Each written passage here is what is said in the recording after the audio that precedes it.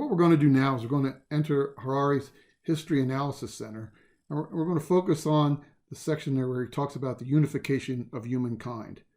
And basically what it is, it's the universal unification myths.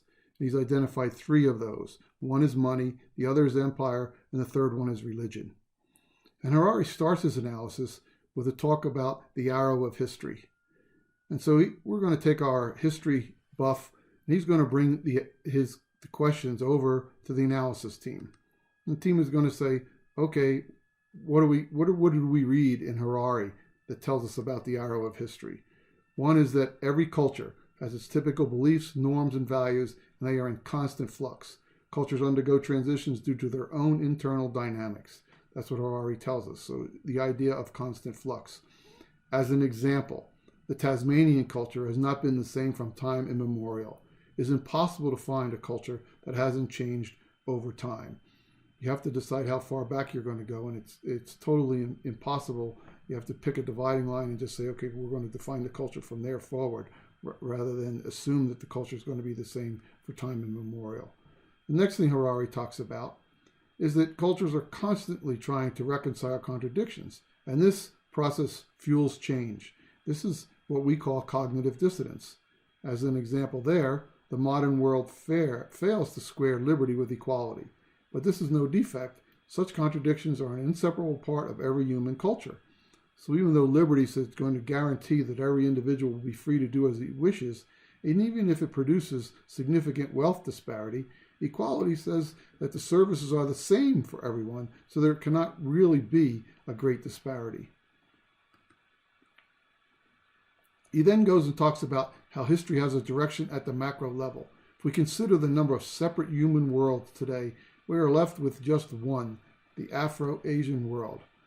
So basically he's saying that the arrow of history at the macro level does have a direction, and that direction is the assimilation of all those into one, what we call today the Afro-Asian world.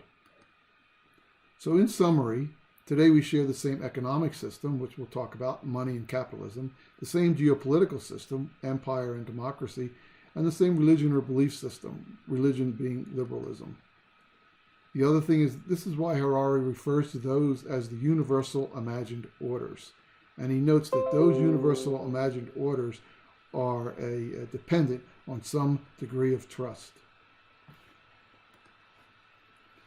Next, Harari starts to talk about the big three. So he starts with the scent of money.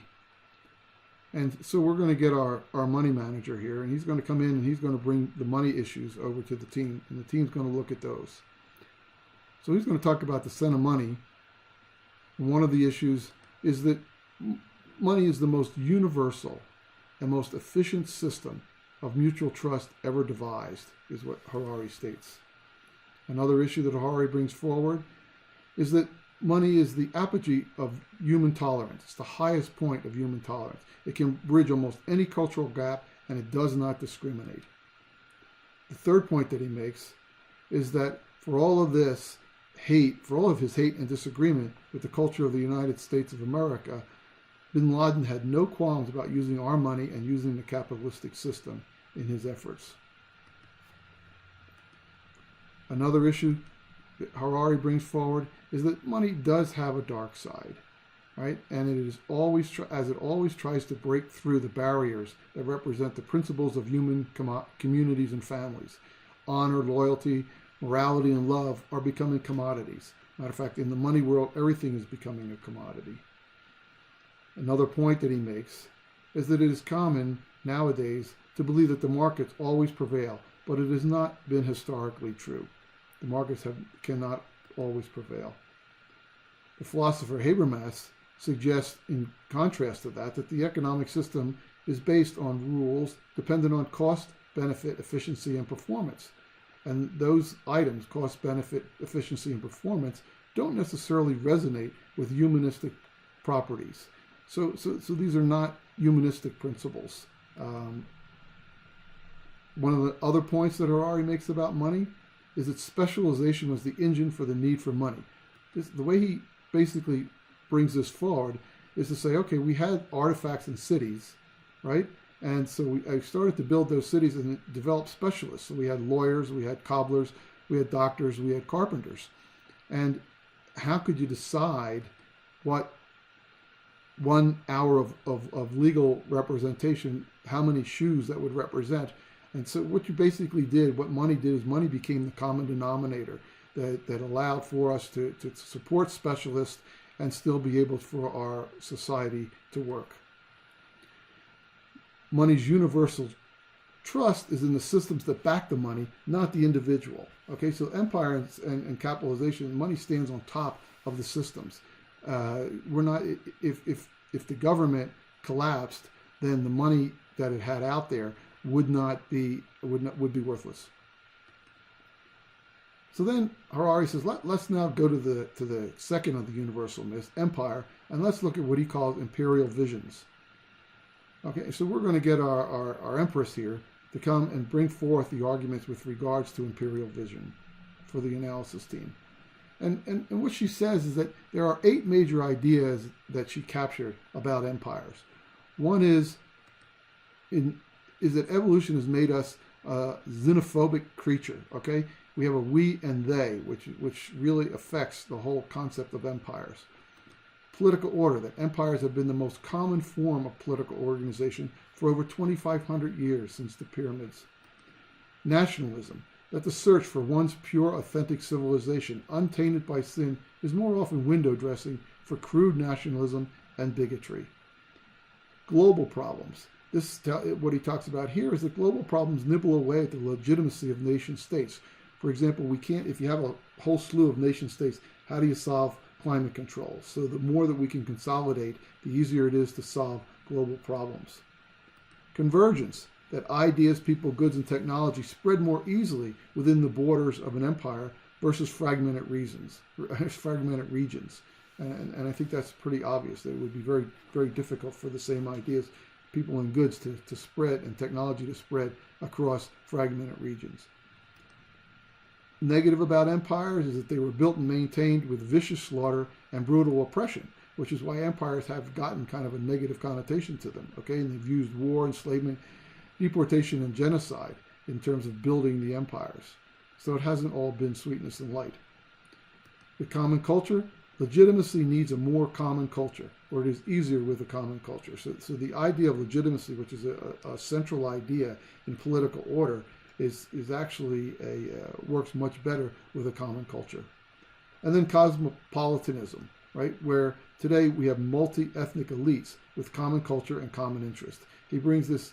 One of the points that he brings here is that the elites are, no matter where they are kind of find common culture with themselves, with the elites, and not necessarily with everybody else. Then he goes in, and now he talks about the last one here, which is the law of religion. And so we're going to get Pastor Gray here to come in and talk to us about analyzing Harari's law of religion. And what Pastor Gray brings forth is, with regards to religion, is that Harari tells us that the idea of superhuman order is that superhuman means it's above human. So any of the norms, values, and rules cannot be questioned and are binding on all. So that makes it, superhuman order makes it easier for empires and other areas to function. Monotheism, only monotheistic religions blend it with empire and money. If you had multiple gods and you had them across multiple areas, you really couldn't blend empire and money. He also says, as far that religion is a legitimizer. It helps solidify the other universal myths by legitimizing the laws set up by money and empire with supreme authority. He also talks about religion advanced the popularity of dualism, and then finally he talks about humanism. And today, humanism is a religion. Liberalism equals, he talks about the individual, versus socialism, which all were equal, and the evolutionary, which was the Nazi version of the Superman. That today's winner, if you will, of all of those is humanism. So then Harari gets to talk about, okay, so what, looking at all these things, how's the secret of those? What's the secret of that success? And so we get Linda to come in here and talk to us about the secret of success, bring it to the analysis group. And what Linda says, looking at Harari, is that sometimes the people who make history make unexpected turns. All of a sudden that there's a turn, and we have no idea why history made that turn. All right? And history it's capricious. It's about how. It's not cause and effect about why. Now, if you think about that, what the how means that you reconstruct this, a historian reconstructs a series of specific events that led from one point to another.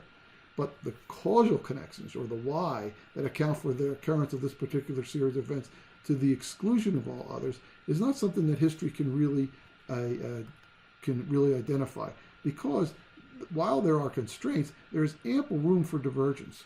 I mean, there are many points in history in which one divergent could have changed. If you look back at the early Constitution or in America, when they decided to approve English as the common language, and how the other competing language was German, and how they decided to compete to actually have the people in the USA speaking German, how much would that have changed? You know, would we have had, what side would America have supported in World War I, the German side or the English again?